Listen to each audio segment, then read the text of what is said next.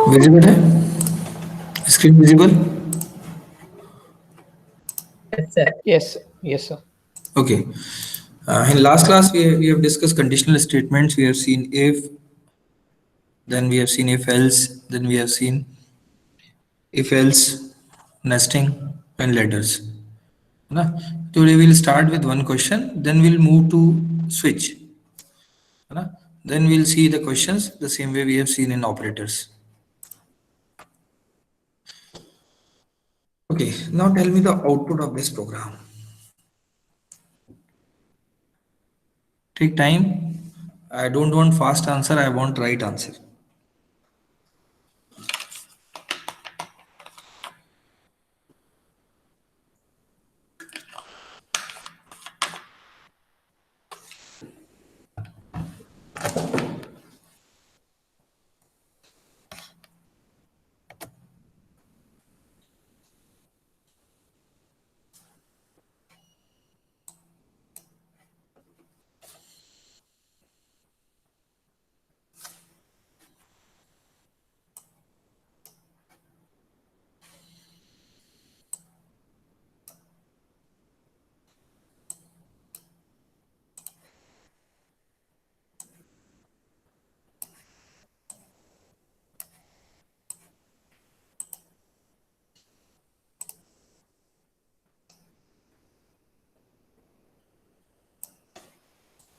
Yes. Answer?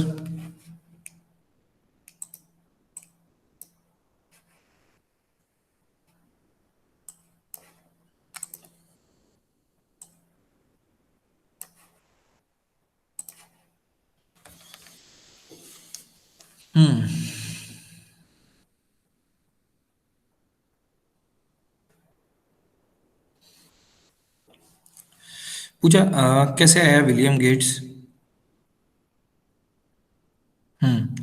देखो रवि का answer change है। रवि, वॉरेन बफेट और कार्लोस स्लिम ह्यू कैसे आया आंसर? यस। सर पहले Q divided by N cross M किया, हाँ, आंसर 0 में कुछ जाएगा तो शायद कंडीशन फॉल्स हो जाएगी। शायद शायद, हाँ सर, शायद नहीं, कंफर्म ही हो शायद जाएगा। तो चलेगा ही नहीं ना, 0 1 चलता है यहाँ तो केवल। हाँ, और Hrithik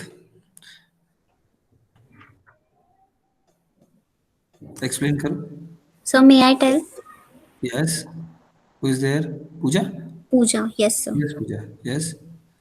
So, since the operator precedency for division and multiplication is same, so yes, first division will be there q upon 10. 20 by 10 is 2, then 5 2s are 10, so it will yes, be true, condition will be true, William Gates will be printed, and in else it won't be printed, but since block is not there, so printf Warren Buffett will only be considered in else block, and then Carlos Slim Hello will be printed. Very nice, absolutely perfect answer. और इस question का, simple से question का purpose ये था, इसमें दो चीजें थी, क्योंकि अब हम इफ एल्स पढ़ चुके हैं, कल अपन ने इसी पे फोकस किया था। और अगर एक ने भी गलत किया है, जैसे अपने को रवि ने आंसर गलत दिया, इसका मतलब हम लोग मिस कर जाते हैं इस चीज को, और इसको मिस नहीं करना है। इस छोटे से क्वेश्चन में आप ये देखो कि अगर हम में से एक भी गलत कर रहा है तो ये गिफ्टेड क्वेश्चन होता है, जब कभी भी एग्जाम में आएगा, कॉम्पिटिटिव एग्जाम में आएगा, इसमें भी गलती होती है, और ऐसी होती है एग्जैक्टली जो रवि ने करा अभी। इस क्वेश्चन में आपको देखना है कि ये इतना सिंपल क्यों था, इसमें ऑपरेटर प्रेसिडेंस देखना था। और जब मल्टीप्लिकेशन और डिवीजन दोनों का प्रेसिडेंस सेम होता है तो हम क्या करते हैं, इसका एसोसिएटिविटी देखते हैं, और वो लेफ्ट टू राइट है दोनों की, और दोनों की लेफ्ट टू राइट है, इसलिए पहले हम Q डिवाइडेड बाय N को एग्जीक्यूट करेंगे, लेफ्ट से करना शुरू करेंगे, राइट। तो Q था 20 और N था 10, 20 बाय 10 हो जाएगा 2, और 2 इंटू 5 हो जाएगा 10। अब इफ में कोई भी कंडीशन आ रही है, if anything other than 0 is there in the condition, कल हमने यही बात करी थी, तो वो ट्रू है तो विलियम गेट्स प्रिंट हो जाएगा। क्योंकि इसमें, इस क्वेश्चन में कहीं पे भी करली ब्रैकेट यूज नहीं करे, क्योंकि कहीं पे भी करली ब्रैकेट यूज नहीं करे तो जैसे इफ आएगा compiler will search for else part, पहले एक सिंगल स्टेटमेंट मान जाएगा कि इफ इज ओवर और एल्स मिल गया। तो एल्स में भी करली ब्रैकेट्स नहीं है, तो वो फर्स्ट कंडीशन को जो प्रिंट एफ था उसको मान लेगा पार्ट ऑफ एल्स, और उसके बाद को वो आउटसाइड द इफ एल्स मानेगा। तो पहले प्रिंट करेगा विलियम गेट्स और फिर प्रिंट करेगा कार्लोस स्लिम ल्यू। तो क्वेश्चन सिंपल था, पर अगर एक भी गलत कर रहा है ना, एक भी गलत कर रहा है तो दिक्कत है, उसको ध्यान रखो, है ना। ये बहुत इंपॉर्टेंट है, बड़ा सिंपल लगता है पर हम ऐसी छोटी छोटी मिस्टेक कर देते हैं। अब इसमें देखो मैंने ऑप्शंस नहीं बताए थे। अब ऑप्शन में ये भी था, run time error, compile time error, none of the above, William Gates, सारे ऑप्शंस थे। और इस तरह के क्वेश्चंस को अगर अपने को थोड़ा सा ट्रिकी बनाना है या कंफ्यूजिंग बनाना है, तो ऑप्शंस में क्या होगा, none of the above preferable होगा, और मैं एक ऑप्शन हटा दूंगा बी वाला। है ही नहीं ना इसमें option, are you getting this option? Yes. अगर ये ऑप्शन दिए होते तो क्या आपका आंसर इस ऑप्शन से मैच हो रहा है? No sir. इसीलिए, और इसीलिए जैसे मोहित ने गलती करी, रवि ने गलती करी, सॉरी, और ये गलती हो जाती है। तो जब भी ऑप्शन में none of the above, compiler error, ये क्वेश्चंस हो ना, ये ऑप्शंस हो, तो हमेशा ध्यान रखना कि हमको उसको एक स्टेप आगे जाके सोचना पड़ेगा। मैंने ऑप्शन नहीं दिए थे तो इसलिए आपने बहुत सही कर लिया इसको, और मेरा पर्पस है आपकी लॉजिकल एबिलिटी को डेवलप करना, plus at the same time हम स्पीड अप भी करेंगे ना, तो हमें सबकॉन्शियसली क्या चीज ध्यान रखना है। अगर ऐसे दिया तो ये क्वेश्चन सही करा, मेजोरिटी ने सही करा, और ये जैसे ही साथ में होता तो और गलती के चांसेस बढ़ जाते हैं, क्योंकि फिर हमें क्या क्लिक करता है ना किस टाइम पे, दैट वी डोंट नो, कि क्या क्लिक कर जाएगा, अच्छा ये इसमें नहीं है तो ये एरर नहीं, एल्स के साथ एरर नहीं आना। कब आएगी, अगर इफ में एडिशनल होता तो वो कंफ्यूज करता कंपाइलर को। ठीक है, तो इस क्वेश्चन में प्रेसिडेंस की भी बात की, एसोसिएटिविटी की भी बात करी, और आपने इफ एल्स की भी बात करी। ठीक है, okay, so today we'll discuss, first we'll discuss switch, we'll see some special cases of switch. In next class also we'll continue with switch, and then we'll see the questions based on this, just like ये जो question दिया, we'll see so many questions, so many tricky questions on that, है ना। तो अब अपन बात कर रहे हैं आज के टॉपिक की, और वो है स्विच। ठीक है, तो अभी जो हमने नेस्टिंग देखी, हमने लैडर ऑफ इफ एल्स देखा, हमने बहुत सारी चीजें देखी, तो उसका रिप्लेसमेंट है स्विच। और स्विच इसका रिप्लेसमेंट क्यों है कि ये जो इतना हमको बार बार इफ एल्स और करली ब्रैकेट्स और ये सब को जो यूज कर रहे हैं, उसको हम रिप्लेस कर सकते हैं। सीएमए एक फैसिलिटी प्रोवाइड करता है, एक और कंस्ट्रक्ट, जैसे अपन इफ कंस्ट्रक्ट देखा और एल्स कंस्ट्रक्ट देखा, सेम वे में it provides us switch construct. तो स्विच कंस्ट्रक्ट क्या है, जस्ट सी दिस एग्जांपल। इस एग्जांपल में देखो हमने एक एग्जांपल लिया है, एक्स वेरिएबल लिया है, उसकी वैल्यू 2 है। ठीक है, और अब नीचे देखो, अगर हम इस तरह से कुछ चाह रहे थे कि हम चेक करेंगे ये जो वैल्यू क्या है, तो देखो हमने क्या लिखा है, इफ x 1 है तो हम प्रिंट कर दें 1, 2 है तो प्रिंट कर दें 2, 3 है तो प्रिंट कर दें 3, और नहीं तो प्रिंट कर दें कि x इज अदर देन 1 2 3। तो बाय चेकिंग दिस के x की वैल्यू क्या है, तो हमने वेरियस कंडीशंस लिखी, जस्ट फॉर एग्जांपल। अब इसमें देखो कहीं भी करली ब्रैकेट यूज नहीं हुआ है, तो हम देख लें कि इफ के साथ ये जो है, ये इफ का पार्ट है, एल्स इफ यूज किया है। तो मैंने कल आपसे कहा था इफ एल्स, एल्स ये जो लेटर हम यूज करते हैं, तो फर्स्ट कंडीशन इज फॉल्स, तो control will switch to next condition, this is false, that switch to next condition, and else will be the else of all. When we talk about ladders और nesting में ये होते हैं, तो ये ध्यान रखो, this else is for alls. When we follow if else if, तो else is basically for all. तो अगर इफ एग्जीक्यूट हुआ तो भी हम नीचे आ जाएंगे, किसके नीचे आ जाएंगे, इस एफ के, इस अगर इफ प्रिंट हुआ तो भी हम इस एल्स के नीचे आ जाएंगे, एल्स इफ भी प्रिंट हुआ तो एल्स के नीचे आ जाएंगे, और जब कुछ प्रिंट नहीं, ये कंडीशन ट्रू नहीं हुई, तो एल्स पार्ट में अपन आ जाएंगे। तो इसको हम स्विच से रिप्लेस करें, तो switch is something like this. अपन सिंटेक्स भी इस पे देख लें, तो स्विच इज लाइक जैसे हम इसमें लिखते थे, अब यहाँ पे हम क्या कर रहे हैं, जस्ट लाइक यहाँ पे हम वेरियस कंडीशंस दी, मल्टीपल कंडीशंस, तो स्विच बेसिकली यूज होता है मल्टीपल कंडीशंस के लिए। जैसे अगर हम देखें तो हमने यहाँ चेक क्या किया, हमने चेक किया क्या x1 है, क्या हमने चेक किया x2 है, x3 है, या अदर देन दिस। तो आप देखो द सेम वे, अगर इस प्रोग्राम को मैं यूजिंग स्विच कन्वर्ट करूं, तो हमने स्विच में पास किया एक पैरामीटर x जो डेफिनेटली यहाँ था, और अब ये केसेस में लिखा है, तो this similar to this x is equal to 1 is now this case 1, x value 1 के लिए ये प्रिंट कर रहा है। Case 2 is basically checking whether the x value is 2 or not. 3 is checking for x is equals to 3 or not. तो in spite of this and keeping track के कौन सी चीज क्या करी, अगर मल्टीपल कंडीशंस हो तो स्विच हमारे लिए प्रेफरेबल ऑप्शन होता है। Not only for multiple conditions और also for menu driven program, जहाँ पे हम अगेन मेनू ड्रिवन प्रोग्राम भी 1 फॉर एडिशन, 2 फॉर सब्सट्रैक्शन, आप कैलकुलेटर का प्रोग्राम बना रहे हो, आप अभी जब हम आगे क्वेश्चंस देखेंगे, आगे हम और प्रोग्राम्स देखेंगे, तो हमने बहुत सारे ऑपरेशन से कि उससे कनेक्टेड जब हम बात करेंगे, अगेन मल्टीपल कंडीशंस की बात कर रहा हूँ, मल्टीपल ऑपरेशंस की बात कर रहा हूँ, मेनू ड्रिवन प्रोग्राम्स की बात कर रहा हूँ, तो वहां पे भी स्विच टाइप का कंस्ट्रक्ट हमारे लिए ज्यादा इजियर होगा, एफिशिएंट होगा, rather than using this if else ladders. तो जस्ट सेम प्रोग्राम को हमने रिप्लिकेट करा यूजिंग स्विच। तो यहाँ पे हम केसेस लिखते हैं, केस 1, केस 2, केस 3।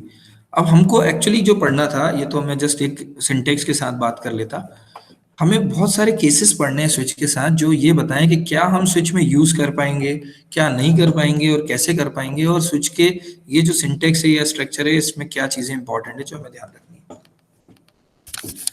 तो जस्ट इसी साइड को कंसिडर करो, और अगर हम इफ एल्स पे वापस आए, तो इस इफ एल्स पे वापस आए तो देखें, अगर इफ पहला इफ एग्जीक्यूट हुआ तो control will come out after that else part, otherwise next part पे अगर कंडीशन ट्रू तो एग्जीक्यूट करके बाहर, द सेम वे कुछ नहीं हुआ तो लास्ट। तो ये सीक्वेंशियल एग्जीक्यूशन था, तो यही यहाँ पे भी है, तो यहाँ पे भी सीक्वेंशियल एग्जीक्यूशन होगा।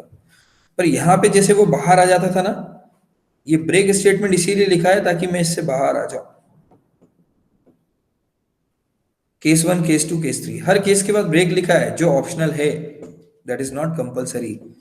पर अगर हम ये नहीं लिखेंगे तो जो भी कंडीशन ट्रू होगी उसके बाद की बाकी सारी कंडीशन भी एग्जीक्यूट कर देगा। इट इज लाइक कि हमने आउटसाइड को लिख रखा है।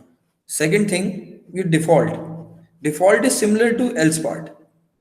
अगर स्विच में आए और कोई कंडीशन नहीं मिली तो डिफॉल्ट कंडीशन एग्जीक्यूट हो जाएगी। तो हमें इससे मैं आपको सिमिलर करके बता रहा हूं। तो केसेस जैसे लिखे हैं, जस्ट लाइक यहाँ हमने if else if else if else if else if लिखा था, और ये जो डिफॉल्ट है it is similar to this else part, if nothing will be there then default will be there. और ब्रेक लिखने का पर्पस क्या है कि अगर ब्रेक नहीं लिखा तो क्या होगा कि जो कंडीशन ट्रू होगी उसके बाद के सब एग्जीक्यूट होते चले जाएंगे। मान लो इन सब में ब्रेक नहीं लिखा होता और हम एंटर करते और एक्स वैल्यू जैसे 2 थी, इसको मैं 1 कर दूं, तो केस 1 आता, x की वैल्यू 1 होती तो x 1 आता, तो प्रिंट करता है x is equal to 1, x is 1। और अगर ब्रेक स्टेटमेंट नहीं होता तो ये केस 2 भी प्रिंट करता है x is equal to 2, print करता है केस 3 भी, और इधर पे भी डिफॉल्ट प्रिंट करता और बाहर आ जाता। So that you need to understand कि ये कैसे वो कर रहा है। तो हमें मेन पॉइंट समझने हैं। अभी हमने समझा कि ब्रेक यूज करते हैं तो क्या होता है, जस्ट लाइक यहाँ पे हम क्या करते थे, इफ एग्जीक्यूट होने के बाद आउटसाइड दिस आ जाता है तो ब्रेक यही करता है, हमें स्विच के बाहर ला देगा, कंडीशन जहाँ पे भी हमें जो एग्जीक्यूट हुई इसके बाहर ला देगा। और नहीं होगा तो whatever written in below that case, next case and all, जहां तक ब्रेक नहीं है वो सब एग्जीक्यूट करेगा। और इसी पर्टिकुलर चीज के ऊपर आपको क्वेश्चंस मिलते हैं, इसीलिए इस पे मैंने इतना टाइम दिया। अभी ये वो चीज है कि जिसपे आपको क्वेश्चंस में क्या होता है कि हाँ ये एग्जीक्यूट होगा कि नहीं, यहाँ नहीं होगा, कौन से पार्ट पे पहुंचा और उसके बाद के सारे एग्जीक्यूट होंगे कि नहीं। और दूसरी चीज आती है डिफॉल्ट की पोजीशन, जो आपको कंफ्यूज करती है। ये डिफॉल्ट हमारा नीचे लिखा है, अगर डिफॉल्ट ऊपर लिखा होगा तो क्या होगा, है ना। अभी तो मैंने आपको बेसिक ऑफ स्विच बोला। तो जो मैंने अभी यहाँ कहा था x इज इक्वल टू 2 है, तो ये चेक करता है अगर x 2 था, केस 1 मतलब क्या है, x की वैल्यू 1 के लिए चेक करेगा। तो जब इसने चेक करा x इज 1 नहीं है क्योंकि x की वैल्यू 2 थी, तो क्या होगा, it will go to the next, just like sequential execution जो अपन ने इफ एल्स के लेटर में देखा था। तो अगला चेक करेगा केस 2, और जैसे ही इसे मिलेगा केस 2 कंडीशन x 2 एग्जीक्यूट हुई तो ये ब्रेक करके बाहर आ जाएगा। अगर ये ब्रेक नहीं होता है तो ये कंटिन्यू जाता है और अप टू डिफॉल्ट जाता है। जब कुछ मैच नहीं होगा तो डिफॉल्ट पे जाएगा। तो this is how the switch will execute. If none of the cases are satisfied, then default will execute. Again, default optional है, just like आपका else part optional था। But why we have written else part? Just because if condition is not true, then something should be displayed. So that shows that we have covered all the possibilities, that if something is not executed, then what our program is doing. The same way, if we are checking certain condition, this default will tell that nothing will execute, nothing is true. So that will show us. तो ये default भले ही है, but it should be written. तो अगर x1, x2, x3 जो मैंने बताया, तो नंबर अदर देन 1 through 3, अगर ये सब नहीं होगा, सपोज नंबर ये केसेस नहीं होते, ये 10 होता, तो 1 2 3 कंडीशंस के बाद ये आंसर आ जाएगा कि print x is other than 1 2 3. और ये इसके बाद ब्रेक लिखा है या नहीं लिखा है, इसको भी अपन आगे बात करेंगे इसके बारे में, है ना. ये नहीं भी लिखा होगा तो चलेगा, दैट विल सी, है ना. ये सब मैं आपको इसलिए बार बार फोकस कर रहा हूँ इन पॉइंट्स पे, कि आप जब प्रोग्राम ये छोटे छोटे से जो मैं आपको बताता हूँ इनको रन करें, तो ये सारे वेरिएशन करके देखें. ब्रेक लिखा, ब्रेक नहीं लिखा, डिफॉल्ट पहले लिखा, डिफॉल्ट बाद में लिखा, डिफॉल्ट के बाद ब्रेक लिखा, डिफॉल्ट के बाद ब्रेक नहीं लिखा, तो क्या हमारे एग्जीक्यूशन में चेंजेस आ रहे हैं. वही कॉन्सेप्ट अपन डिस्कस कर रहे हैं. अगर डिफॉल्ट के बाद ब्रेक लिखा है और ये एंड में था तो कोई मतलब ही नहीं था. पर अगर डिफॉल्ट मैंने पहले लिख दिया होता तब ब्रेक, तो क्या डिफॉल्ट का ऑर्डर ऑफ एग्जीक्यूशन डिपेंड करेगा. जैसे हमने कहा सीक्वेंशियल है. क्या आप में से किसी ने प्रोग्राम बनाया और डिफॉल्ट शुरू में लिखा? क्या हम लिख सकते हैं डिफॉल्ट शुरू में? एनीवन? सर लिख सकते हैं, लेकिन कंटिन्यू करना पड़ेगा सर. कंटिन्यू करना पड़ेगा मतलब एक केस को मतलब ब्रेक करने के बाद उसको कंटिन्यू करना पड़ता है सर. हाँ, देखो जो मैं कह रहा हूँ उसका मतलब समझो. Default is like the else part, जैसा हम बोल रहे थे, है ना. किसका else part? If else if का else part. If nothing will true then default will execute. It means default will execute always at the end. If something is written there, कोई भी कंडीशन लिखी है, तो डिफॉल्ट हमेशा last में execute होगा. चाहे आप उसे ऊपर लिख दो, चाहे नीचे लिखो, चाहे बीच में लिख दो. That default will execute at the end after comparing all the conditions. If anyone is the true और break statement होगा तो वो outside आ जाएगा. That is nothing like that. तो ये मैं इसलिए बता रहा हूँ कि अगर इस पे हमारा ध्यान नहीं गया होगा तो कल को किसी ऑप्शन में हम ट्रैप में ना जाएं कि ये तो पहले हो गया तो ये एग्जीक्यूट होगा या इसके बाद एग्जीक्यूट नहीं होगा, है ना. और ये जो भी मैं कहता हूँ इसको आपको 4 लाइनें लिख के आपको कंपाइलर पे चेक करना चाहिए, है ना. वो जरूरी है. ओके. जो मैंने आपसे अभी कहा, if x is equal to 1, suppose x1 condition satisfy होगी और ब्रेक नहीं होगा, तो then printf will then print after print subsequent expression will get also evaluated until it will reach to the next break. ये ध्यान रखना कि अगर हम ब्रेक नहीं यूज करेंगे तो जो कंडीशन ट्रू होगी उसके बाद के लिखे सारी कंडीशंस भी एग्जीक्यूट होंगी unless it will get the break, या सारी कंडीशन बाद की एग्जीक्यूट ना हो जाए तब तक.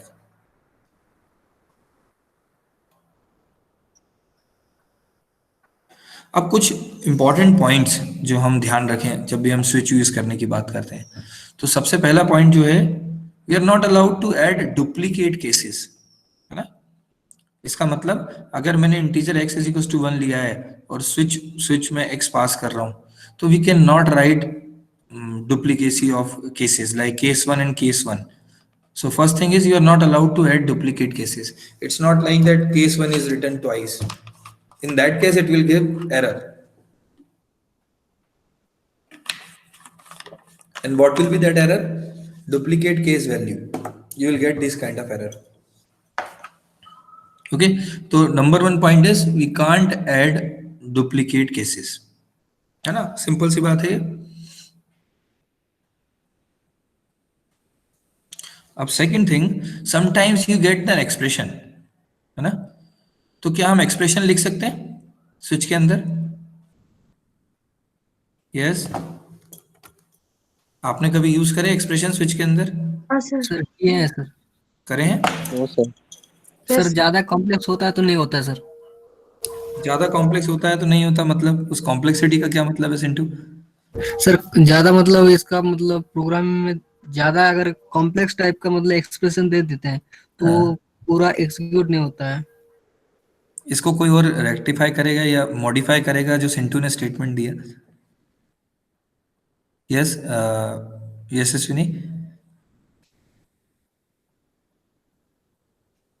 नहीं सर, हम स्टेटमेंट्स तो पास कर सकते हैं, हाँ बाकी मैं सिंधु का पॉइंट नहीं समझ पाई एक्चुअली। हाँ, तो पॉइंट जो मैं बताना चाह रहा हूँ, इसीलिए मैंने I decided to discuss these points.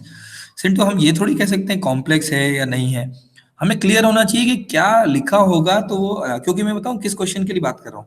Again वही हो जाएगा, नीचे एरर नॉट अलाउड, और वो अलाउड होगा तो गड़बड़ में पड़ जाएंगे हम।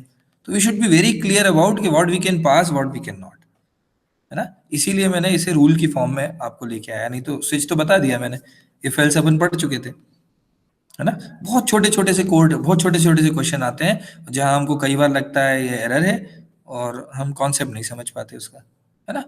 तो only those expression are allowed in switch which results in an integral constant value. देखो कांस्टेंट वैल्यू बहुत इंपॉर्टेंट है, कांस्टेंट वैल्यू इंपॉर्टेंट है।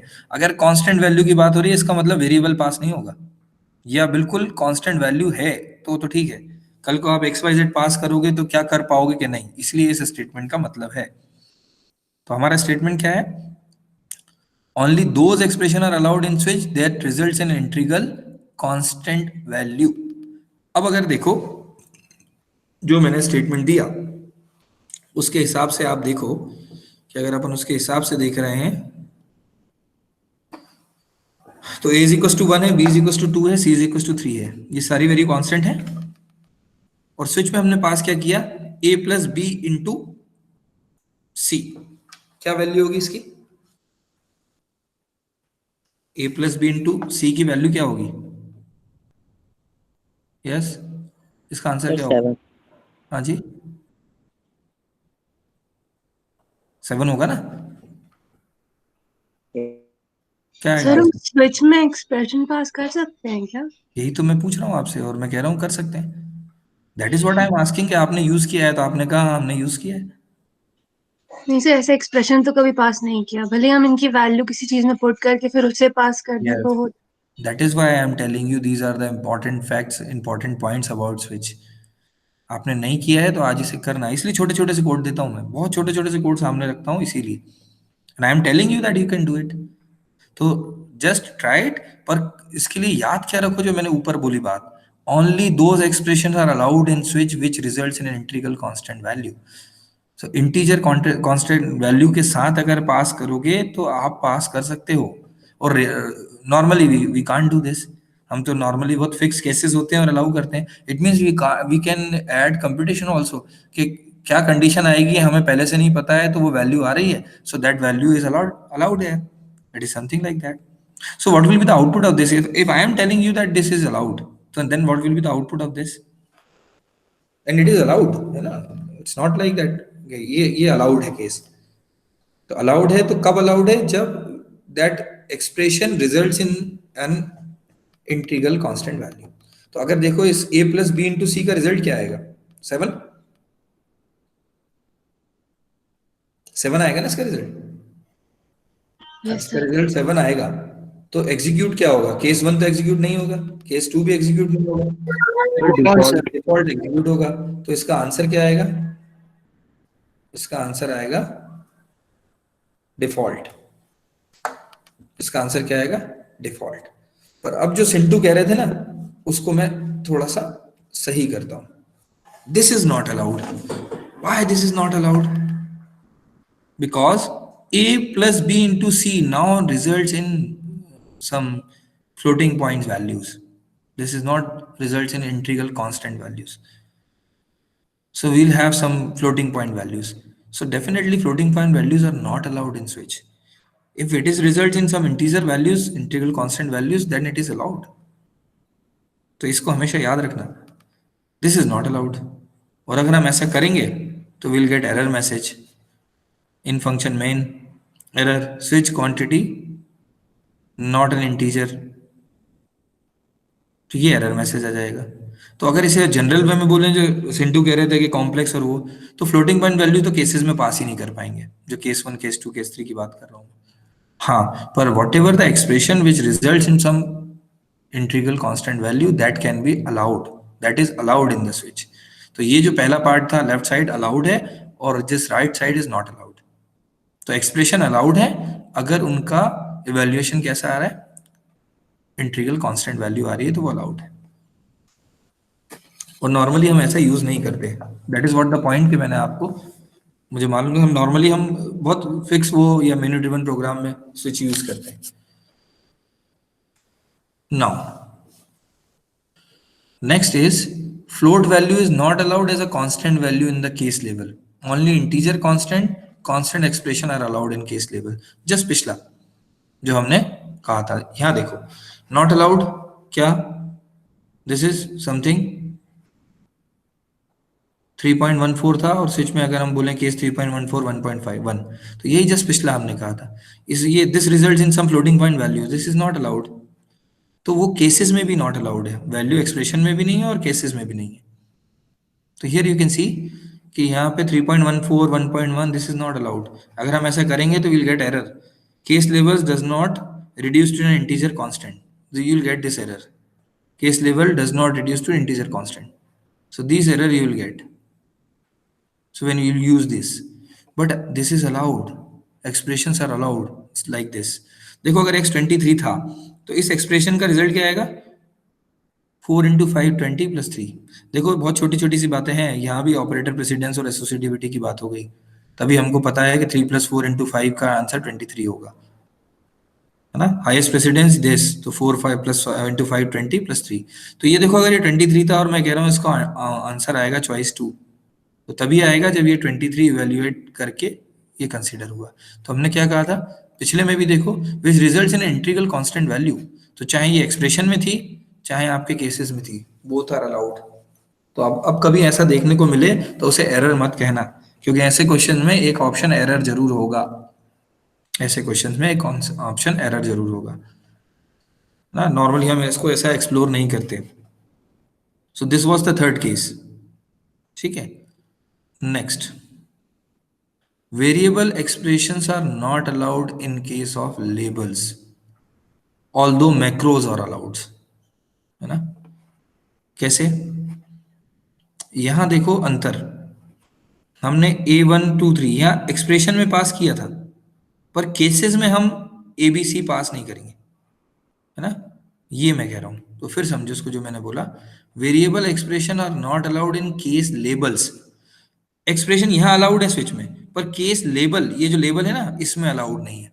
तो फिर देख लो, इसमें कंफ्यूज मत होना, यहाँ लिखा था expression are allowed in switch, और यहाँ मैं बात कर रहा हूँ स्विच लेबल्स, दोनों में अंतर है। Variable expressions are not allowed in case labels, और जबकि मैंने यहाँ बात करी थी expressions are allowed in switch, तो ये जो एक्सप्रेशन है वो इनसाइड द स्विच पास कर सकते हो, पर हम केस लेबल्स में नहीं पास करेंगे वेरिएबल्स जैसे ABC थे। ये है पॉइंट नंबर नेक्स्ट जो मैंने बात करी, variable expressions are not allowed in case labels. तो ये एक्स वाई जेड जो हैं ये वेरिएबल्स हैं, ये केस लेबल्स में अलाउड नहीं है।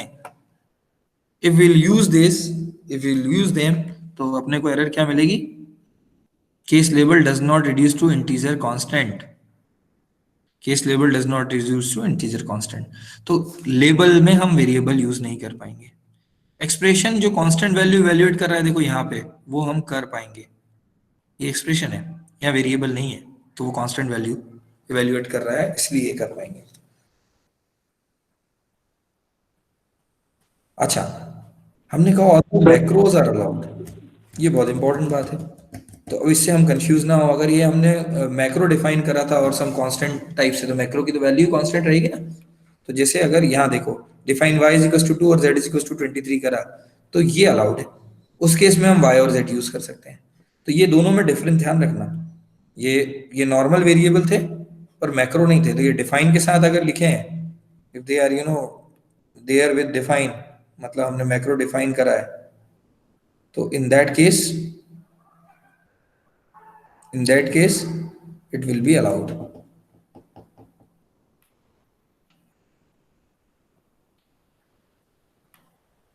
तो z अगर 2 है और z 23 और y 2 है, वी हैव डिफाइन इट, तो मैक्रोज आर अलाउड।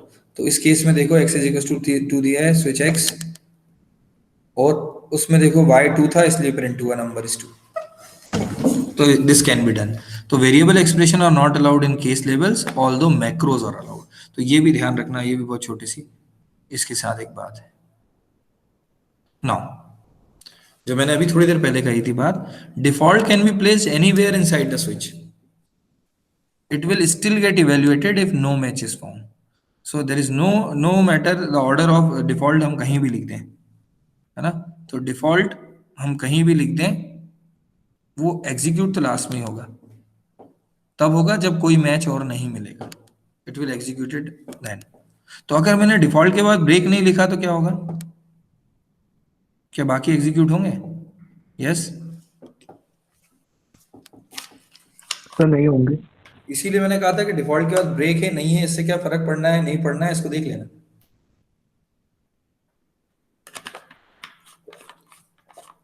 ये छोटी छोटी सी चीजें आपको 4 लाइन का कोड उस पर लिख के अपने हिसाब से, मैंने कहा ऊपर लिखा है बीच में लिखा है तो फर्क क्या पड़ेगा, ब्रेक लिखना है नहीं लिखने पे क्या फर्क पड़ेगा। तो जब डिफॉल्ट होना ही बाद में एग्जीक्यूट है तो उसके बाद कोई फर्क नहीं पड़ना है। तो इसका आंसर क्या आएगा, x इज इक्वल टू 2 है, आंसर क्या आएगा, केस 2 मैच ही हो गया तो नंबर इज 2 आएगा। इसका मतलब डिफॉल्ट कहीं पे भी हो उसके एग्जीक्यूशन से फर्क नहीं पड़ेगा, it will only execute when no match is found in case of switch. ये क्वेश्चन अपन नेक्स्ट क्लास में देखेंगे ना, this question will see in next class. तो मैंने आपको 4-5 इंपॉर्टेंट पॉइंट बताए, उतने सफिशिएंट होंगे जब हम स्विच की बात करेंगे, बाकी तो हमें इसमें और ज़्यादा वो नहीं होगी। तो अभी हमने जो कवर कर लिया वो हमने कवर कर लिया व्हाट, हमने कवर कर लिया इफ एल्स, और हमने स्विच कवर कर लिया। नाउ जस्ट टेल मी, अब मैं आपको एक क्वेश्चन दे रहा हूँ, इसको अपन बाद में डिस्कस कर लेंगे, या चलो इसको मुझे इसको डिस्कस कर ही लेते हैं। Let's see, now tell me the output of this program. असल में मैंने लूपिंग नहीं बताई है इसलिए मैंने इसको डिस्कस नहीं कर रहा था मैं, क्योंकि इसमें लूप लगा है। तो I just wanted to show कि इस तरह के प्रोग्राम आपके सामने आएंगे। अब इसमें आपकी स्विच भी पहुंच जाए, स्विच भी आ गया है, चीजें भी आ गई हैं, सो दैट विल सी। इसको अपन बाद में डिस्कस कर लेंगे क्योंकि अभी लूपिंग अपनी बची हुई है। आप मुझे अब एक एक लॉजिक डेवलप करें अपन, हमको अब जस्ट लॉजिक हम डिस्कस करें, हमको लीप ईयर के लिए प्रोग्राम बनाना है, हमें चेक करना है कि गिवन ईयर जो भी है वो लीप ईयर है कि नहीं, लीप ईयर और नॉट, ठीक है। तो just just just tell me the logic और ट्राई करो इसको, 5 मिनट अपन डिस्कस करें। 7 आंसर आ गया, ये 7 किसका आंसर आ गया था, जो मैंने अभी शो करा था उसका, ये 7 क्या था, इससे पहले कुछ था जिसका आंसर 7 था। अच्छा, उसके लिए 7 बोला था आपने, okay okay, yes. Now tell me, just write the logic for leap year for a given year, whether it is leap year or not. Yes, just write the logic for leap year.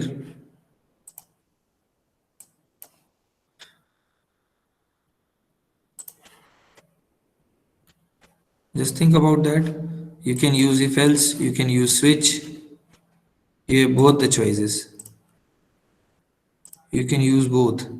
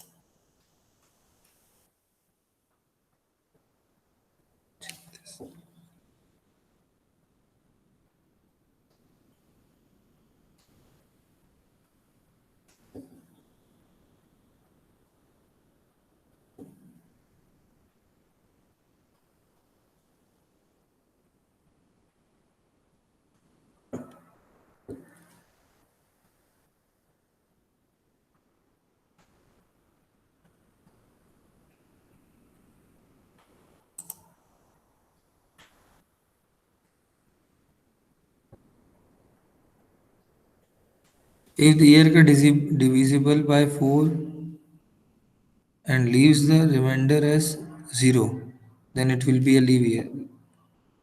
If the year का divisible, it will be a leap year.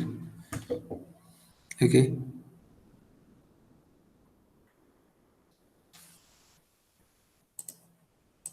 Yes. Anyone else?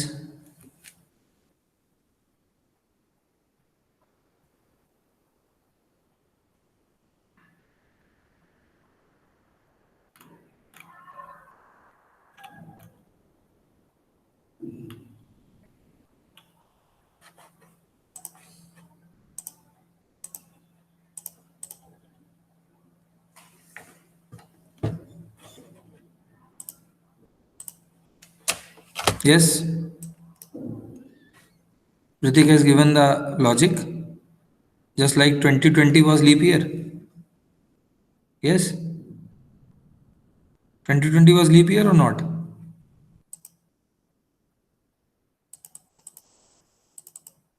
Yes. 2020 was leap year or not? Yes, sir, leap year. Yes, sir, leap year. Just divided by 4. है ना? Okay, मैं एक logic बता रहा हूँ और एक प्रोग्राम जो आप ट्राई करोगे. आई होप कि सबको आता होगा, नहीं आता होगा तो काम की चीज़ है. आपको सबको रोमन नंबर कन्वर्जन आता है? नॉर्मल नंबर से रोमन नंबर कन्वर्जन आता है? Yes, sir. आता है. अगर मैं आपसे कहूँ कि एक प्रोग्राम बनाना है कि फॉर अ गिवन नंबर आप मुझे रोमन नंबर बता दोगे, तो आपको इफ एल्स सब कंडीशन लिख के कन्वर्ट करके करना पड़ेगा changes. Can you try this program? मैं Yes, sir. जैसे आपको लॉजिक समझा देता हूँ. 1 हम ऐसे लिखते हैं, है ना? 2 3, है ना? देन जो हमारे पास अवेलेबल डिजिट्स है ना, वो ये हैं. Sir, excuse me. Yes. Your screen is not visible. Okay, मैंने प्रेजेंटेशन ऑफ कर दिया था.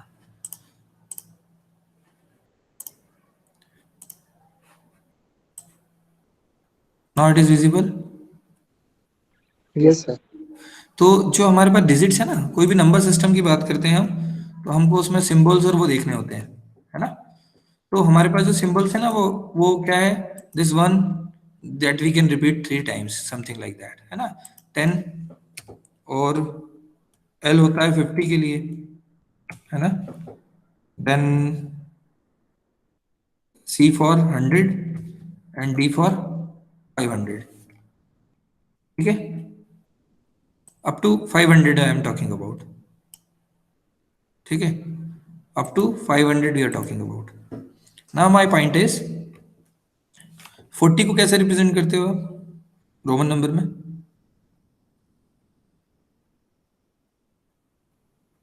Sir XL. XL sir. हाँ, जिसको नहीं पता है उसको बता दूं तो इसका लॉजिक समझ लो. इसका लॉजिक क्या है कि 3 से ज्यादा कोई रिपीट नहीं होगा, है ना? ऐसा नहीं होगा. 4 को लिखने के लिए हम क्या करेंगे? हम जब भी क्या होगा, छोटे नंबर के बाद बड़ा नंबर लिखेंगे तो वो उसमें से सब्सट्रैक्ट है. ये लॉजिक है. मतलब 40 लिखना है तो 50 माइनस 10. तो ये कैसे समझ में आएगा? 10 के बाद हमने 50 के पहले लिखा है ना, it is something like that. तो ये जो रूल सेट है, इसके साथ आपको प्रोग्राम बनाना है कि हम कोई भी नंबर एंटर करें, डेसिमल नंबर, तो हमको उसका रोमन इक्विवेलेंट मिले. तो आपको ये लॉजिक डेवलप करना है. जैसे अगर उसके लिए ही मैं आपको मैथमेटिक्स समझा रहा हूँ कि अगर मैं चाहता हूँ 145 रिप्रेजेंट करना, तो 145 की मुझे रोमन में क्या आएगी वैल्यू बताओ? 145 का रोमन इक्विवेलेंट क्या होगा? 100 का क्या होगा? 100 इज सी. यस, 100 सी ना? Yes sir. 40 के लिए एक्सेल. एक्सेल और 5 के लिए यस. ठीक है? 445 लिखना है तो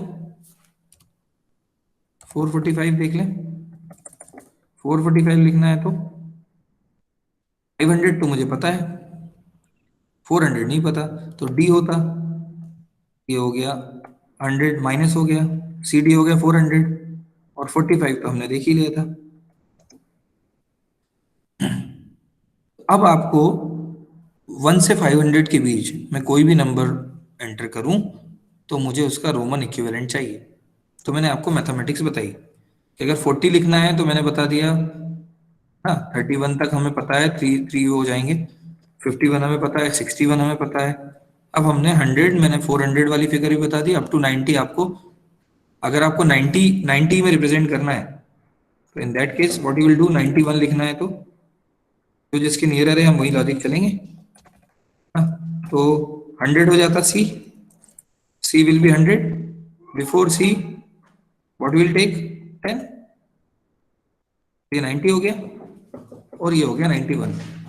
दिस वे हो गया। यस सर, वो करवा देंगे। अच्छा ठीक है, सर पर एचओडी सर नहीं अभी। तो भावना मैडम से करवा लो साइन। Okay sir. ठीक है, हो गया ना, प्रिंट निकल गया, यस सर। चलो हो गया तुम्हारा काम, चलो ठीक है। हाँ बेटा, अब ये जो मैंने ग्राम आपको रूल सेट बताए, इसके बेसिस पे आपको क्या बनाना है, आपको लॉजिक बनाना है कि हमें एक प्रोग्राम लिखना है। क्या लिखना है कि for a given decimal number we have to find out the equivalent in Roman number. तो क्या आप ट्राई कर सकते हो इस प्रोग्राम को? यस। Yes sir. अब आपके पास क्या है, आपको समझना पड़ेगा, आपको उसमें रूल्स में क्या लिखना पड़ेगा। जैसे 1 2 3 4 के लिए दिक्कत आई, 5 है 6, उसमें एक इंक्रीमेंट हो जाएगा। जैसे 6 से रिप्रेजेंट कैसे कर रहे हैं हम, how will represent 6, it will B 5 and 1। आपको इसके रूल सेट बनाने पड़ेंगे।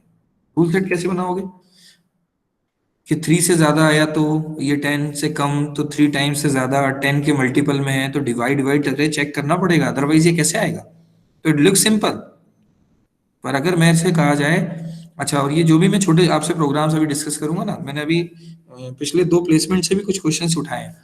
जैसे आपको 1 घंटे में 6 क्वेश्चंस दे दिए करने को या 8 क्वेश्चन, तो क्वेश्चन बड़े नहीं हो सकते, बस थोड़ा बहुत चेंज हो सकता है, ट्विस्ट हो सकता है। तो आप ये जो वेराइटी है, अगर मैं कह रहा हूं कि आपको जो मैंने अभी रूल्स बता दिए, अप टू 500 ही बोल रहा हूँ, इसके आगे मेरे को भी देखना पड़ेगा। तो हमको पता है 4 कैसे लिखते हैं, 5 10 9 सब, ये आपके रूल सेट सामने है।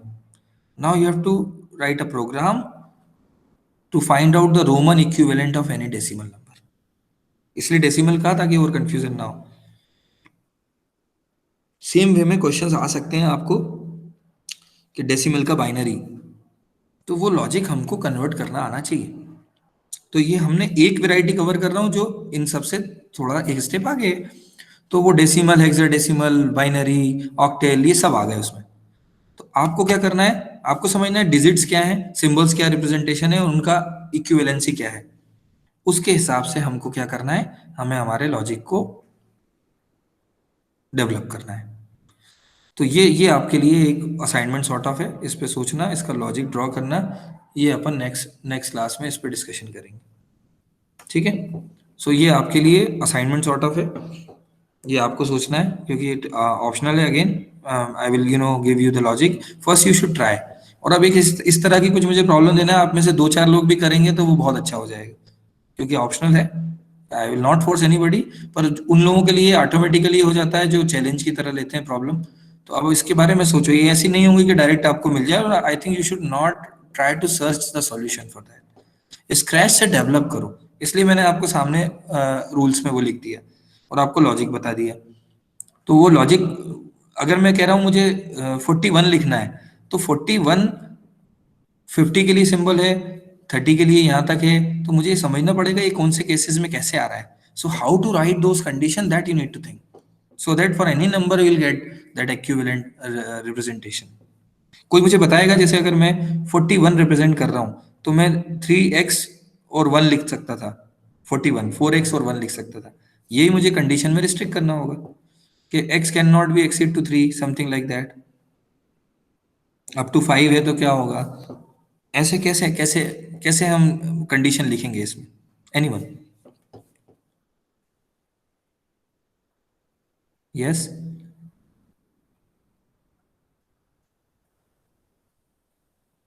एनीवन? सर स्ट्रिंग लेंथ की हेल्प ले सकते हैं। लेंथ कितने डिजिट का नंबर है, स्ट्रिंग मत बोलो, अभी अपन डिजिट्स में बात कर रहे हाँ हैं। मतलब हाँ, अगर 3 डिजिट से ज्यादा जा रहा है तो फिर अपन को अलग केस यूज कर लेंगे। तो 3 डिजिट का है तो सबसे पहले, और हर डिजिट को ही समझना होगा ना। वही। जैसे जैसे 123 है तो 3 है लास्ट डिजिट, तो 3 को रिप्रेजेंट करने के लिए तो हमें क्लियर है कि क्या करना है, 1 2 3 मतलब 3 टाइम्स 3, ये दिस रिप्रेजेंटेशन है ना। तो लास्ट डिजिट हो गया काम। अब ये सेकंड डिजिट जो थी वो 2 है, तो 2 है, तो 2 है तो भी हमारे काम की है, क्योंकि 3 तक भी है, 4 के साथ दिक्कत है। तो 1 2 3 कैसे रिप्रेजेंट करेंगे, 4 अगर आता है डिजिट पे इस प्लेस पे तो क्या करना है, तो मतलब डिजिट एक्सट्रैक्शन तो एक लॉजिक हुआ, इस पे हम डिसीजन कर पाएंगे कि किसके लिए क्या आएगा, है ना। और उसको तो सिंपली हमको रिप्रेजेंटेशन में लाना है, क्योंकि ये तो कैरेक्टर टाइप होंगे जो हम रोपन रिप्रेजेंटेशन कर रहे हैं। दिस इक्वल्स टू दिस, अगर ये आ रहा है तो ये रिप्रेजेंटेशन होगा, तो डिस्प्ले विल बी वो इक्विवेलेंट टू दिस, कि हम डिस्प्ले में क्या ला रहे हैं, है ना। नहीं तो हमको इनकी वैल्यूज को वैसे करना पड़ेगा कि दिस इज इक्वल्स टू 10, या तो फिर उस तरह से देखो कि define I is equals to 10, define this is equals to this XL is equals to this can be done. तो दोनों तीनों तरीके से सोचो, हमने ज्यादा मैक्रो पे बात नहीं करी, तो कैसे कर सकते हैं इस पे सोचोगे तो एक अच्छा आपको वो आएगा, and you will feel very you know very happy अगर इस तरह के किसी चीज को आप कंप्लीट करोगे। तो जनरल वे में हम ऐसा वो नहीं करते। तो this is what the assignment is. Next class with questions will see. अगर कल from my side most probably कल मैं सेकंड हाफ में नहीं रहूं, तो ये पॉसिबिलिटी है कि कल क्लास ना हो, और अगर क्लास होगी तो मैं क्लासरूम पे मैसेज कर दूंगा। हाँ ठीक है, तो मैं अभी अब अटेंडेंस ले रहा हूँ, क्योंकि मैंने ड्राइव पे कर दी है आपकी अटेंडेंस, है ना।